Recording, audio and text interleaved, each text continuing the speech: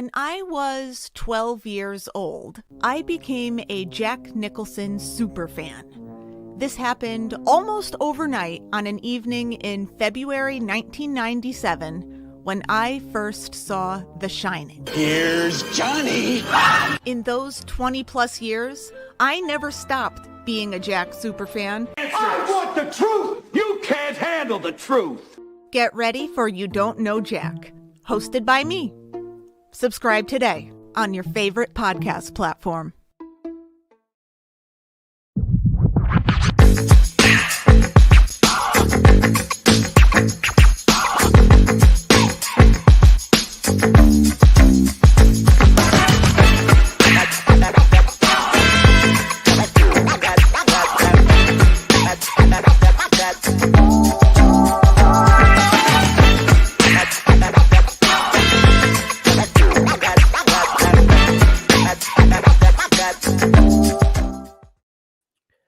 Welcome to All Four Downs, a CMG Sports Podcast. I'm Joe Aguirre. I'll be joined by the rest of the crew in just a minute. Coming up, I'm going to be addressing the controversy brewing down in Texas with the big Longhorn program and the Eyes of Texas. We'll get into that. It's quite an interesting story.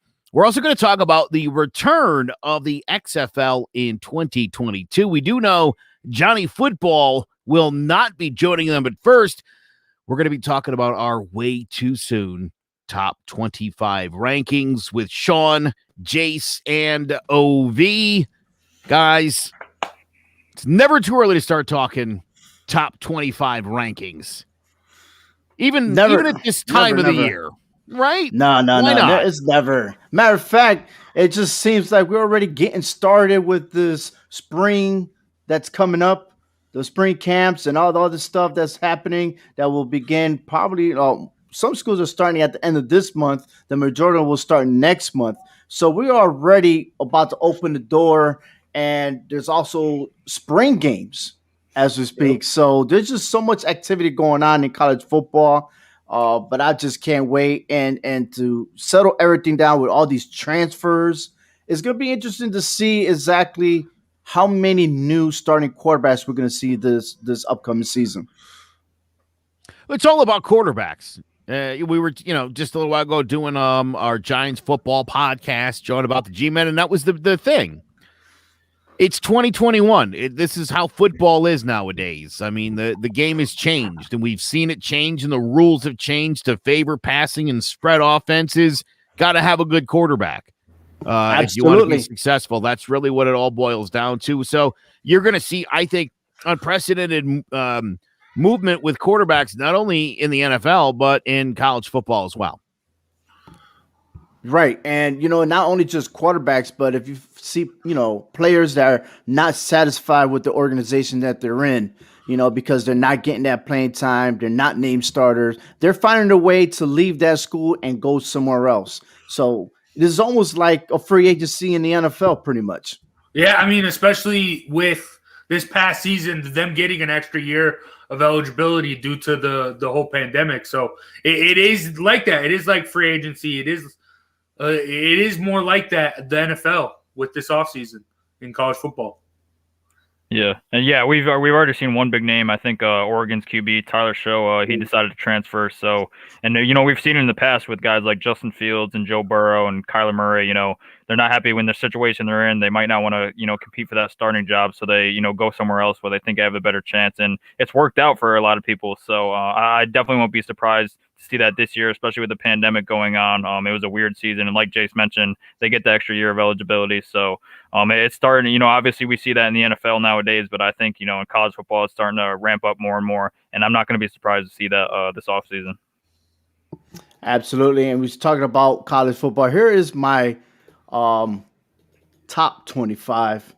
Excuse me while I was thinking. There we go. Wow, here we are.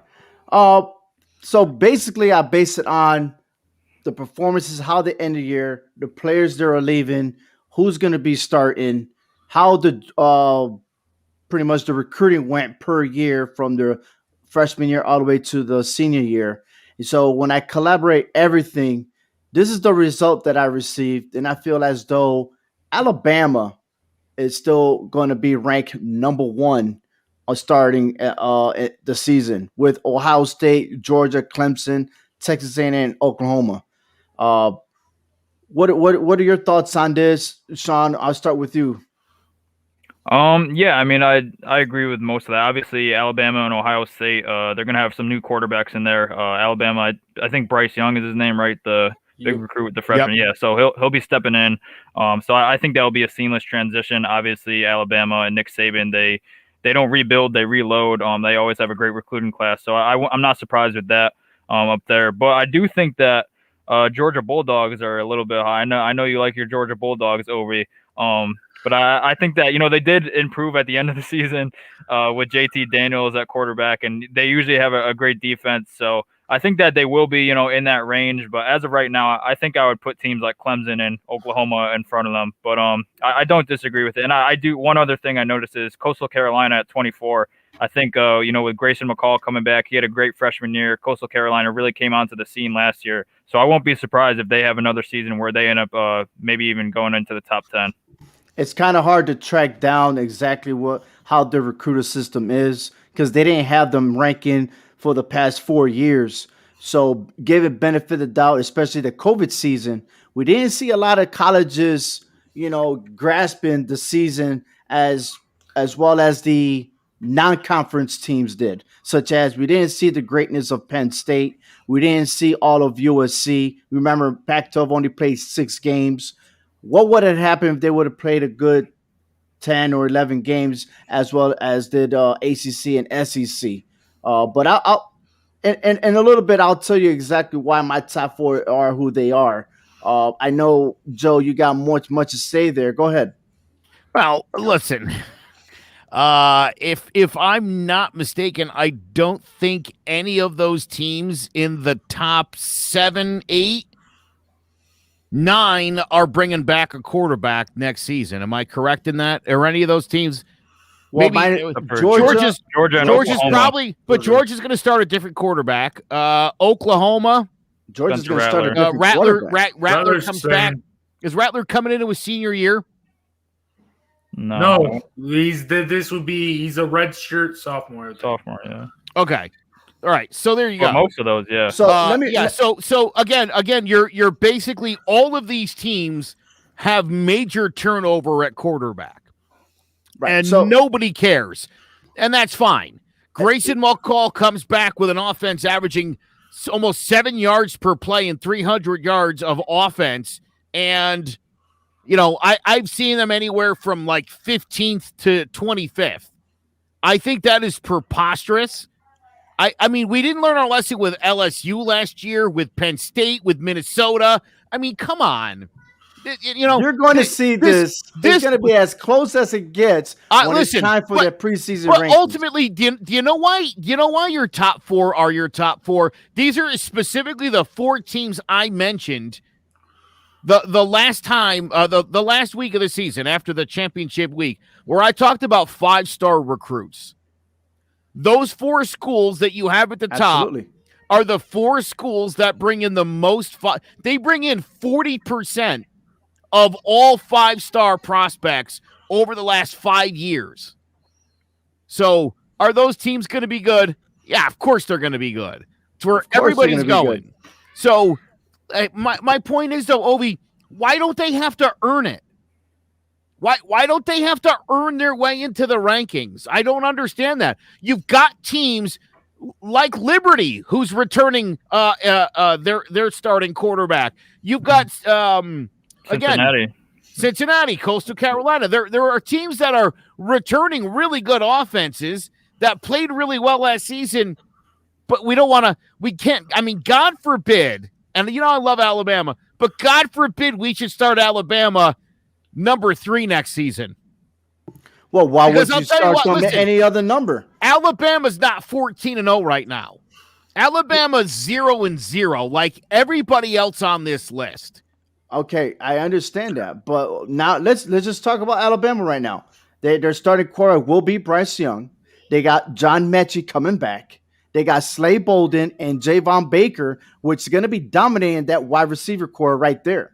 And it's not to mention about their running backs with McClendon and Williams. Both of them are sophomores that had a little bit of playing time last year. Let's These guys are additional weapons you in the can team. stick anybody in a quarterback like they did last year, Mac Jones, and it'll just magically, those balls will just magically land in the pot. Give me a break, dude. It's a lot harder than people want to act like it is. So I'm saying Bryce Young's not going 14-0 next year. I'll guarantee that.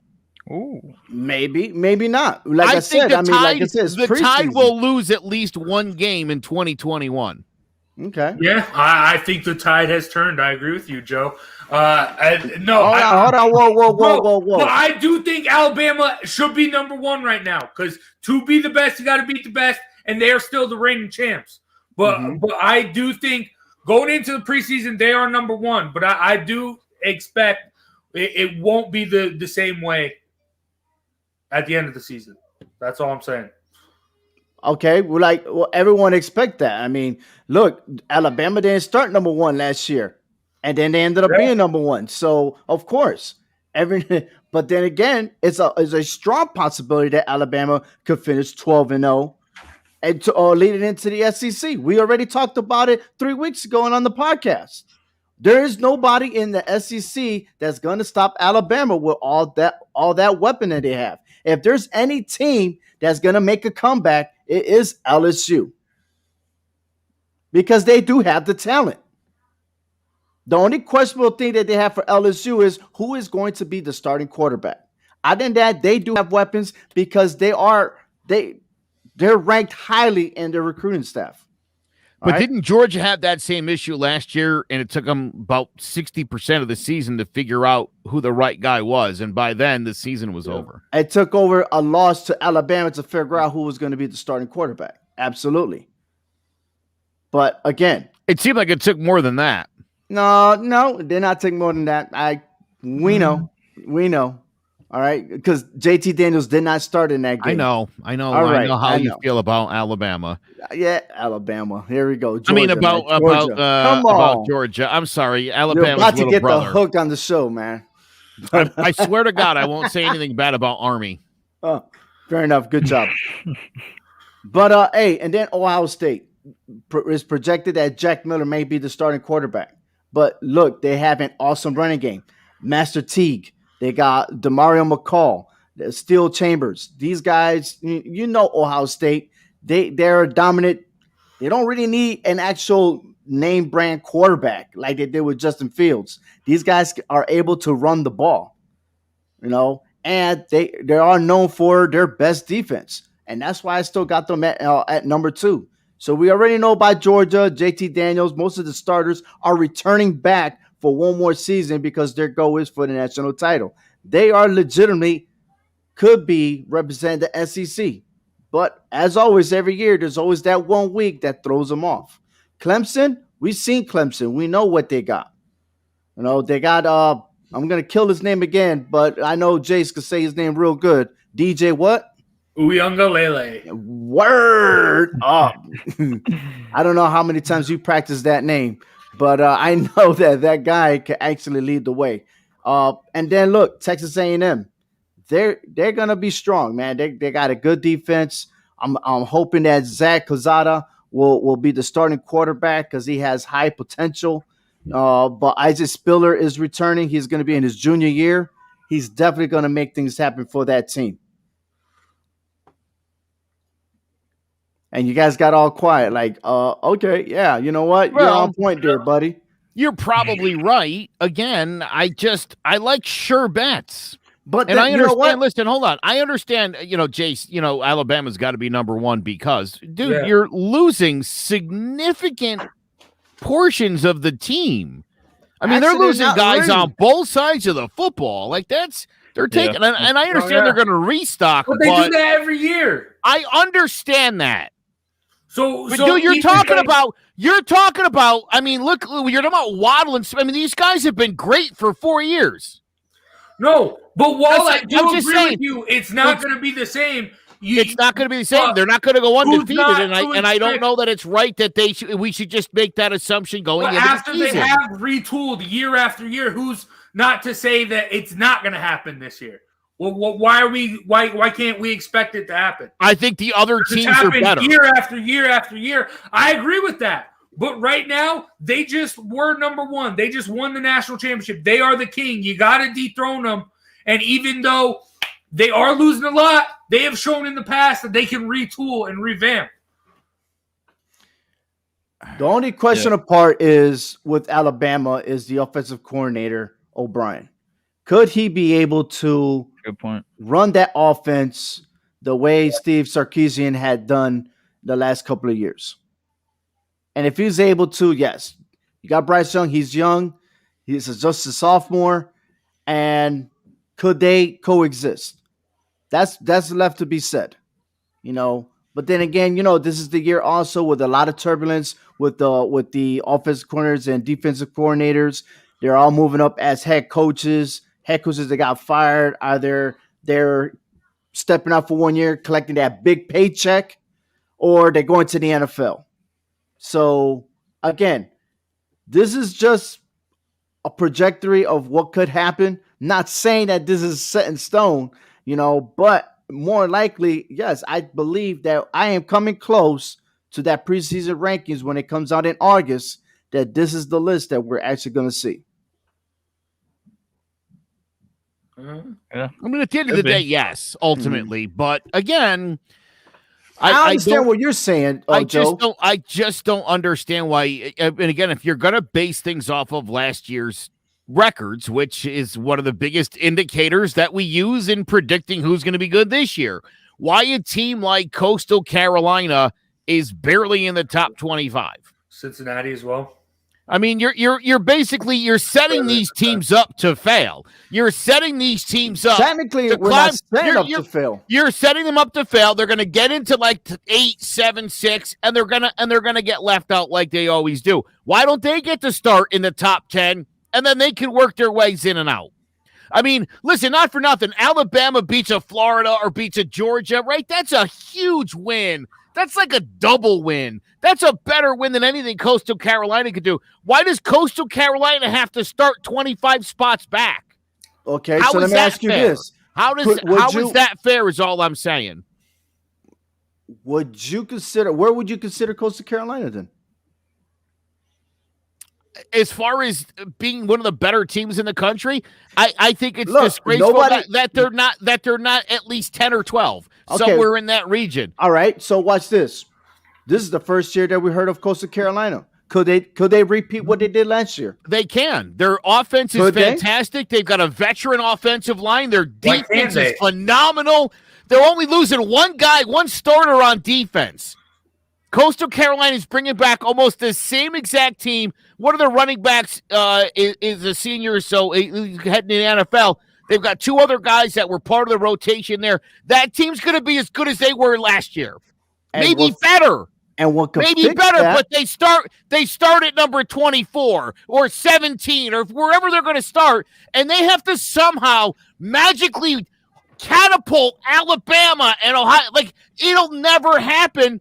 But again, we're laying the groundwork from it right now that these teams will never have a chance because the wins that they have will never equate to the wins that Ohio State gets over Penn State and Michigan. So it's a losing battle. And literally, we're a month or 2 away from spring ball. And already these teams are buried. That's all I'm saying. Even it up. All right, Joe. You want some love, Joe?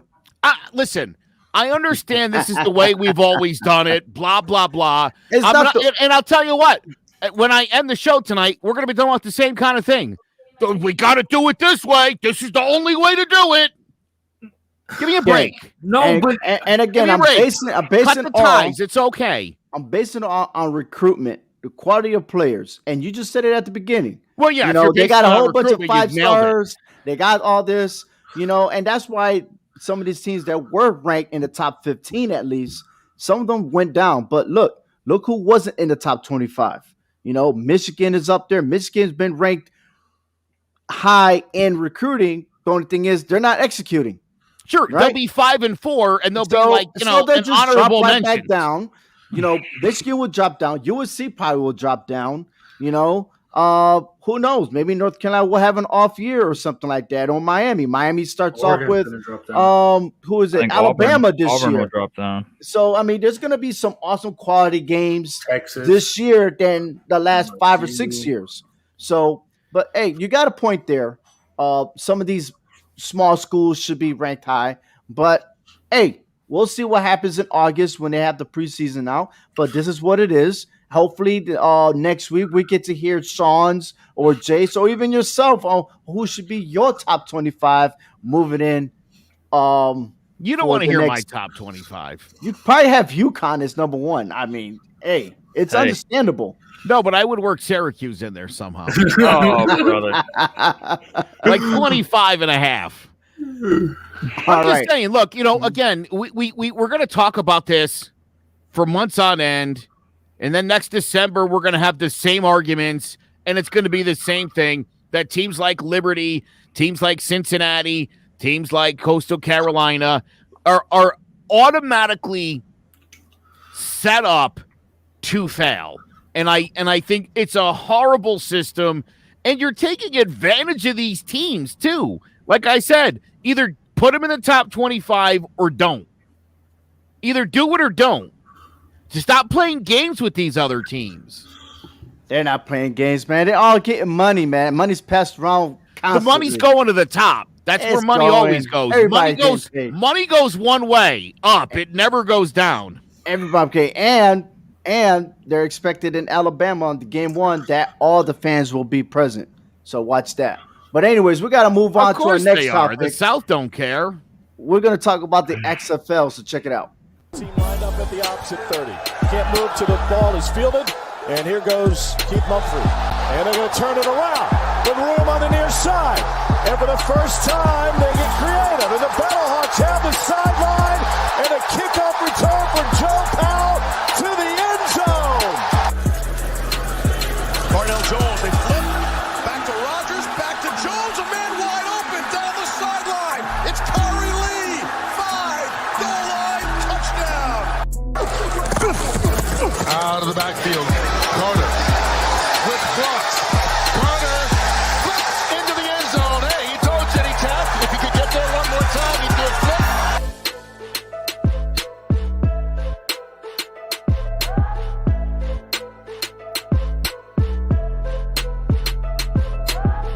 Out of the pocket is Walker. Wide open is Mobley again. This time they connect. Touchdown, Roughnecks.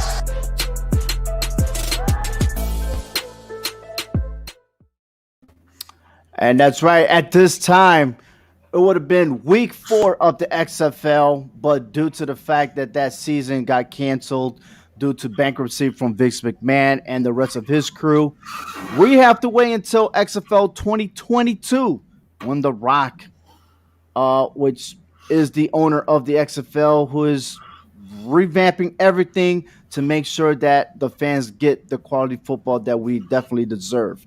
And that leads us to my question to the panel that we have here, is that at which direction do you guys think the XFL should take?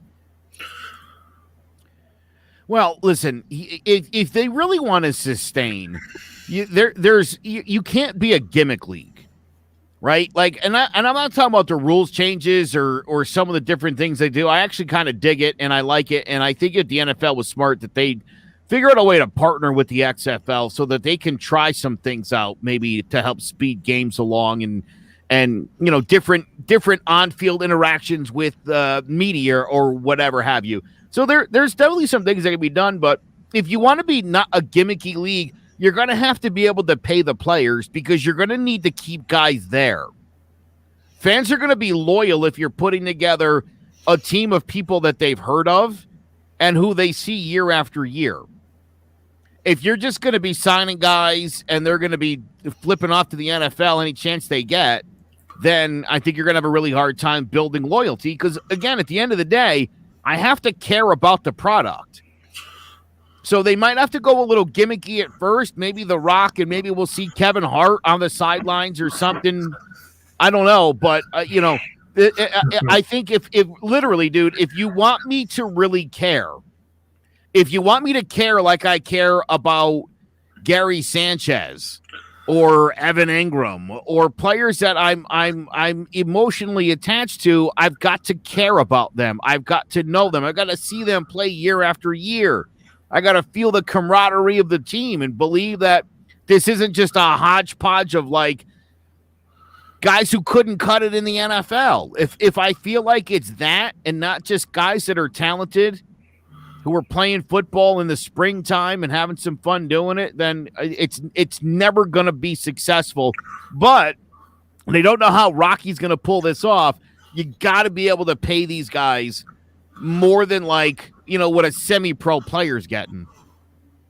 So here it is. There was an article that I read that I find it very intriguing, and I think this is very important if they say what you said, Joe, is that will a shift in the XFL's conduct policy open the door for controversial players into the league? And the one name that they brought up 2 years ago was Johnny Manziel. Vince McMahon did not want him to be a part of an organization because he didn't want nobody that had to deal with sexual harassment or assault, been arrested for drugs or anything like that. He wanted clean players playing the game. Should the XFL move to another direction? What do you say, Sean? I think they should. I mean, like Joe was saying, it's whatever will get the fans in the seats. Whatever will get viewership on TV. And I think big names like Johnny Manziel would definitely do that. I think that they have to try and get as much talent as they can into the league. Even though Johnny Manziel might be a little washed up, obviously he's playing in the fan league right now, but that it doesn't seem like a great league. So he hasn't played real competitive football in a couple years since the CFL. But I think if you get big names, I think that will definitely help. With the exposure of the XFL. Obviously, I think Tim Tebow's free. Exactly. Yeah, we talked about that last week too on All Four Downs. So I just good. Yeah, I obviously didn't listen. Yeah, eventually you just want to do this teaching thing that you so-called doing. Yeah. But listen, look, the XFL succeeded. If it wasn't for the pandemic, the XFL was succeeding. Every week they were gaining that momentum. And they were doing it without no-name players. Yeah, we had some that we recognized back when they played college football. They got players that couldn't make it into the NFL main roster. You know what I mean? And to give these guys an opportunity to show their skills, I thought was brilliant. I mean, I'm a big fan if that would have became a D league of the NFL, or get the second or third string positions to go play the game and be like, look, show me what you got. I think it's a lot better than the combine. Ovi, you and I think had discussed at one point that everybody's backup quarterback should be playing in the XFL. How great would it be to get your backup real game action against, again, a pretty high level of competition? That way, again, the Giants had Kyle Laletta and Davis Webb for years. Laugh all you want, but you never knew what these guys ever got into a game, what they do. Wouldn't it have been nice to have a league where they could hey, go do this in the spring and let's see what you do under some pressure in a big game moment? That way you have some clue, because otherwise backup quarterbacks stand there with clipboards. And that doesn't generally translate well in games. Especially now that quarterbacks are getting hurt all the time. You want to be prepared that, hey, this quarterback has this certain skills. I know how to plan around this quarterback so he could be successful. Not just go in and you're only averaging probably one snap every 2 weeks. Well, look at the Cowboys. I think it's very important. Look at the Dallas Cowboys. Yeah. And how easily your quarterback getting hurt can completely derail your season. Now, that was unfortunate, though. That was very unfortunate, and I'm hoping that Dak Prescott is able to. I'm a Giants fan. It wasn't unfortunate. It was fantastic. There you go. Please. I mean, I've seeing that on live TV. I'm like, oh, man, that's got to hurt. But Romo didn't think it. He thought it was just a cramp. But anyway. But listen, I mean, you and I agree, Joe. I think second strings, third string, whatever, should be involved. But if not, get the guys that like Gordon, wide receiver Gordon. He's already banned, he's suspended from the NFL already. Once again, bring him in the league. That's if they change the policy, and I think that, Dwayne Johnson know what he's doing. He knows what he's doing. He got enough staff members and everything to help him plan all this out. Look, they're not even rushing to get the league started, which is even better. Yeah. I think that that shows that they have a plan in place, other than just rushing into it like they did in 2020. But I do agree. I think it should be a league for developmental. I think it will be tough to build up a developmental team for all 32, kind of like the minor league systems in the MLB. But I do think if XFL and NFL could get a connection or an agreement on, having a developmental league for guys like that, I think it would definitely benefit them. And also, I think The Rock, I agree that he does know what he's doing. And I think that they should change up the policies to try and give, a second chance to some of these guys. Like you said, Josh Gordon, he's a tremendous talent. We've seen that in the NFL. He's just, he's had a little bit of trouble with the drug problems, obviously. But if he could get a second chance in the XFL, I think that would be great. And I think, it would just be great for the viewership, too. People would tune in to watch players like that. You think like Ray Rice should get another shot? Well, yeah, I think we cut it off when he goes to ain't there age limit and that stuff. But hey, Greg Hardy's fighting in MMA. So. That's different, though. That's different. I expect 40-year-olds to continue fighting. That sport. I mean, sometimes you don't gotta age to fight. I'm sorry. Stay in shape. Joe's looking at with that eyebrows. Yeah, you're right. Well, dude, I mean, yeah, stay in shape. But look, I mean, again, at the end of the day, if the XFL is going to do this, they've got to build for long term, and again, that's only going to come with being able to pay the players. And the fact that they already went bankrupt means that money's an issue. We know the viewership was pretty solid. The attendance was good, at least off the jump. If they can talking about attendance, you're right. Talking about attendance, remember in St. Louis, they started with the first level. They had to open up the second level because the fans there, which made a bold statement against the NFL with the Rams moving to Los Angeles, but they want football. A lot of people want football. Well, again, which maybe these teams should be in cities that don't have teams anymore, or teams that are hoping to, I mean, Oregon would be a good place for a football team. They would love to get a professional football team up there. Why not give them one of these teams? Although my other thought too is, if you're looking at like teams in Texas, California, Florida, you're more likely to find locally, at least, guys who, went to Florida State, UCF, A&M's, guys who didn't cut it, who didn't make it to the pros, who are probably still pretty good. So I would think that, again, you at least be able to bring in some talented people. Because again, to me, the quality of the play on the field has to be good. And I thought it was good. I thought it was good this time. I did. My concern is it sustainable? And again, it's only sustainable if there's money to pay players and to keep guys in the league. If my quarterback is Tim Tebow next year and Johnny Manziel the year after and Jamarcus Russell the year after that and, 48-year-old Ryan Leaf, if my quarterback is not the same guy back-to-back years, I'm going to lose interest really quick. So basically what you're saying is you'd rather see a face of the league. I want to see teams have. You want stability. Like I want in the stability. NFL, I need to. Again, I can't just buy into logos. I'm not a logos guy. No. You know what I mean? Like I'm a Yankee fan. I follow the Yankees. I wouldn't just flash it to flash it. I'm not like that. Yeah, you are. A little bit. I didn't go to Cornell. Who am I? You don't give a shit about Cornell. My wife went to Cornell. I heard that was a corny school. I get to say that to people, but Big Red. Why not? Yeah. I'm telling you. For me, if I'm gonna care about a team, used to be a Knicks fan. I don't even follow the NBA anymore. You know why? I don't find any of the players to be in the least bit interesting. I do like LeBron James and respect him a lot, but I felt like around 2002, 2003, guys were forcing their release. They sort of took over the league. Then you got where now it's become I got to play with my buddies and form super teams. I'm sorry, what sport is this?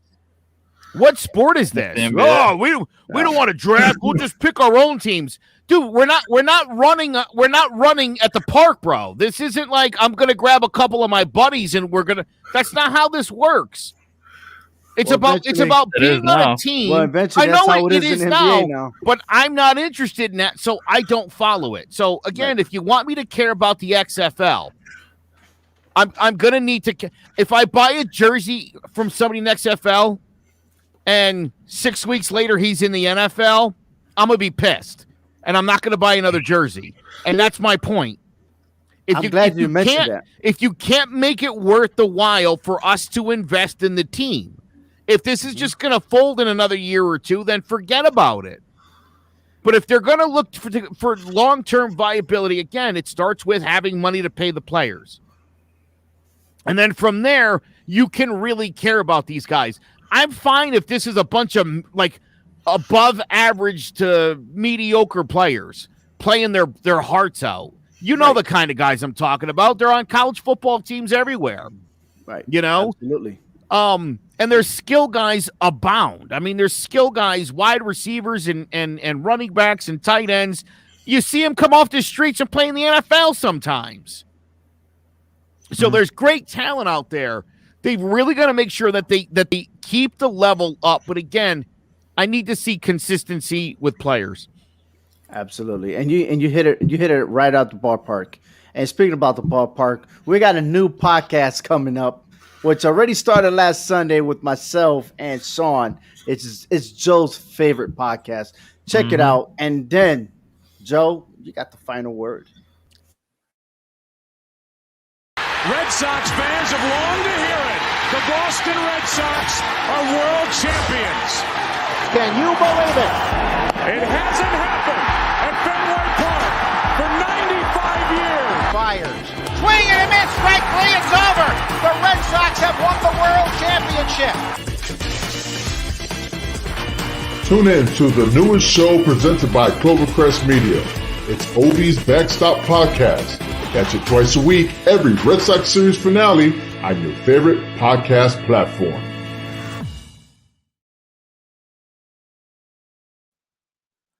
University of Texas President Jay Hartzell responded to a report in the Texas Tribune which featured emails that were sent to the school by boosters who are upset that some of the football players have refused to follow tradition and sing the Eyes of Texas after games. I know, the horror. I'll get to Hartzell in a minute. This racist song gets played before and after every Longhorns game, win or lose, but as society's become more woke, this song has come under some scrutiny. Now, if your question is, how can a song be racist? I'll give you the history. It originated at a minstrel show that featured black-face performances. I'm not sure a song could be any more racist than that. Now, boosters have been threatening to take money away from the Longhorns program if they don't keep their tradition in place, which feels like a scene out of the minstrel show.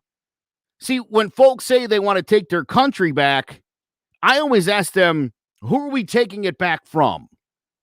The Tribune reported that many of the angry boosters said that the black players who take issue with the history of the song should leave UT. It's worth noting, by the way, that Juneteenth is observed because after the South lost the Civil War, all the slaveholders moved to Texas. The Emancipation Proclamation had to literally be delivered all the way in Texas. June 19th, 1865. That ended slavery. See, they went to Texas to try to hold on to their tradition of slavery. So now we know who they're talking about and who they're taking it back from. At his introductory news conference, new football coach Steve Sarkisian addressed the situation like the spineless wimp that he is.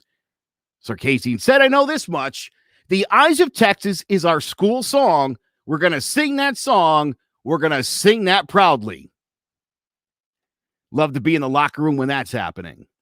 Meanwhile, Jay Hartzell addressed the song controversy by claiming that the people targeting the players, these vicious boosters, do not represent the values of the Longhorn community. Mr. Hartzell, they do reflect the values of Texas. And that, my friend, is the problem. Thank you so much for joining us on All Four Downs, part of the CMG Sports Podcast Network. For more, visit clovercrestmedia.com for all the latest on college football, wrestling, and, really all sports. Make sure you visit hhwshow.com. Make sure you follow us on social media. Be sure to like, share, and leave a review. For Jace Garcia, Sean Scanlon, and our producer extraordinaire, Obi Muniz, I am Joe Aguirre. Thank you so much for checking us out. We'll see you next Wednesday night at 7:30 for All Four Downs.